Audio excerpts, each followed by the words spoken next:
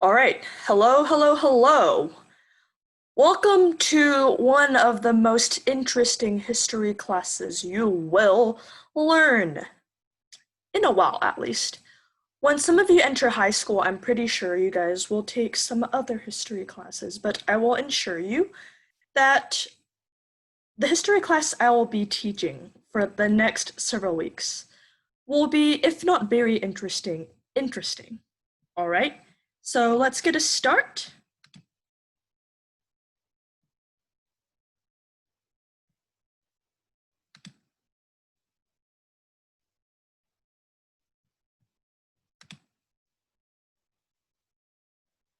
All right, so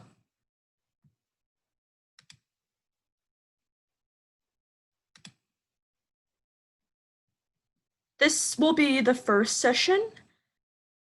There will be some other sessions as well, but today is the first session. Hello, my name is Andrea Yang. All right, so before we start, I'll be talking a little bit about myself. My name's Andrea Yang. I go to Howland Park High School in Dallas, Texas. I like playing the flute, reading, writing, sleeping, and listening to classical music. My star sign is Pisces. I'm born in March. All right, so let's talk about pre-prehistoric England. Not prehistoric, pre-prehistoric, like old, way back, hundreds of thousands of years ago. All right, let's talk about humans. So the earliest evidence of human occupation in the country of England is 900,000 years ago, which is very close to Norfolk. They found stone tools and they found footprints that were probably made by Homo antecessor, one of our oldest ancestors. And the oldest human fossils are around 500,000 years old, and they were discovered at Sussex. Those belong to Homo heidelbergensis. I am not great at pronouncing these, but I will try. Okay, until this time, Britain was permanently connected to the continent by a ridge between southeast England and northern France. But during the Ice Age, around 225,000 years ago, there was a giant flood. Yes, like the Noah and the Ark flood. It broke through the ridge, it broke off the contact between the two countries, and it created the English Channel. After that, Britain became an island when the sea level rose between interglacials, which is the time between different ice ages.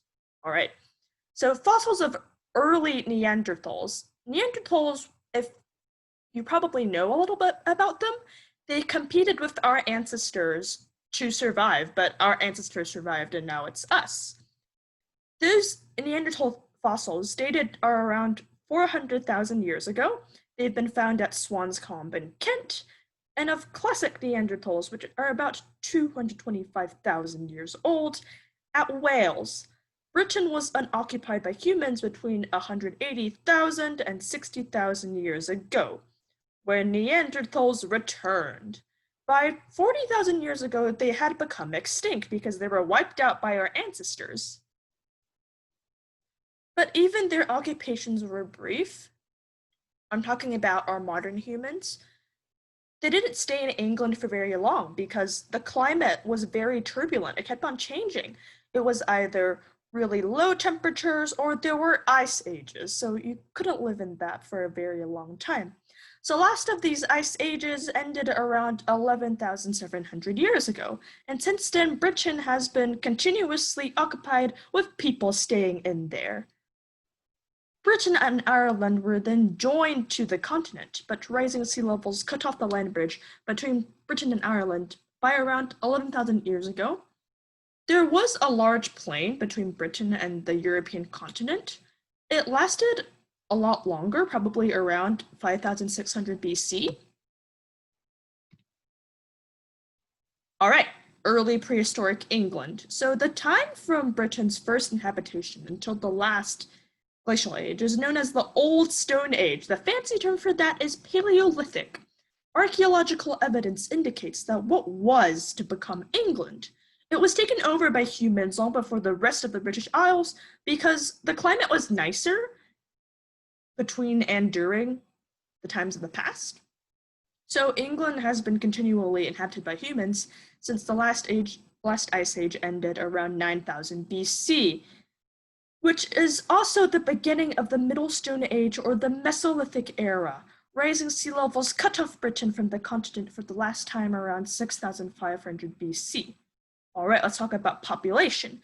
It was always a branch of early modern humans. They learned how to make do with weapons and furs.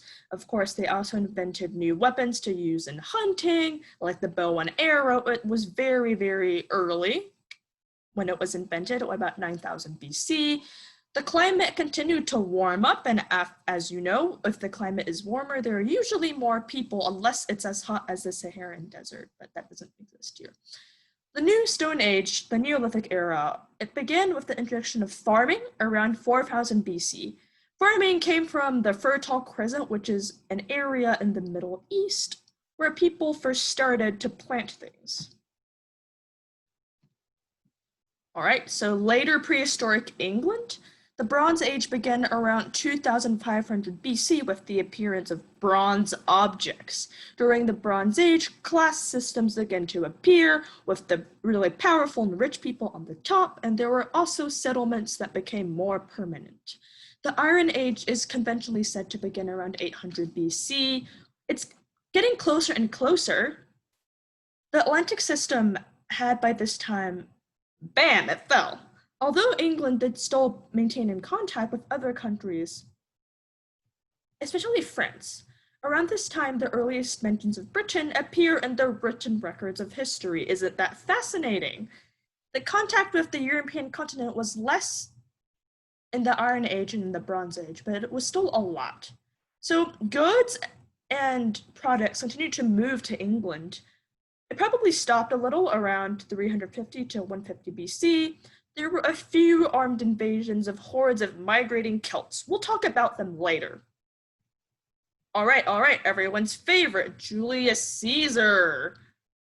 In 55 and 54 BC, Caesar, as part of his campaigns in Gaul, invaded Britain, and he was like, oh, I won a few battles. However, no matter what he may say, he did not conquer the whole of England. Caesar, you failed. Boo.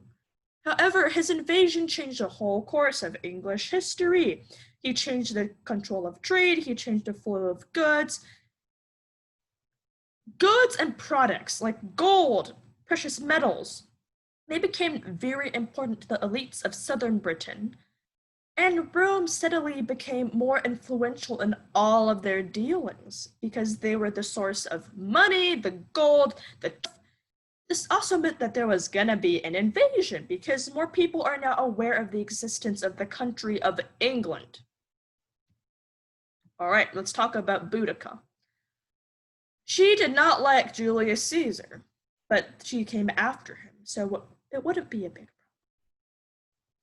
Not all the Celts in England were happy. Yes, they ended up coming to England.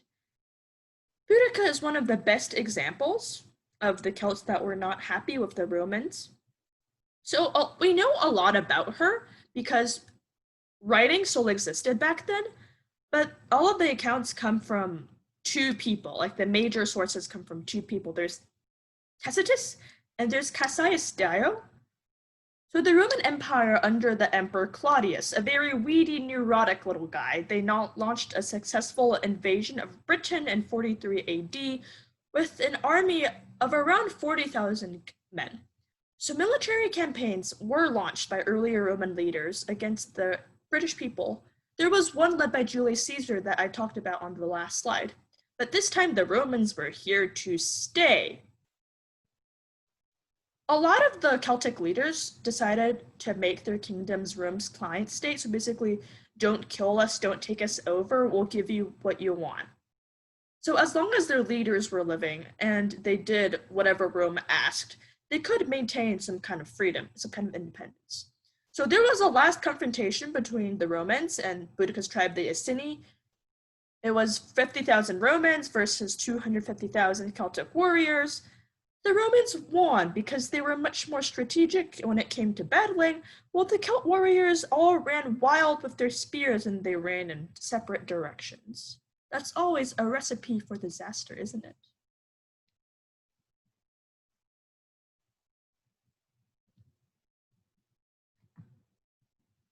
All right, so that will be it for this session, and I hope you've enjoyed how I talk, and I hope that I did not make you fall asleep. Thank you. Bye.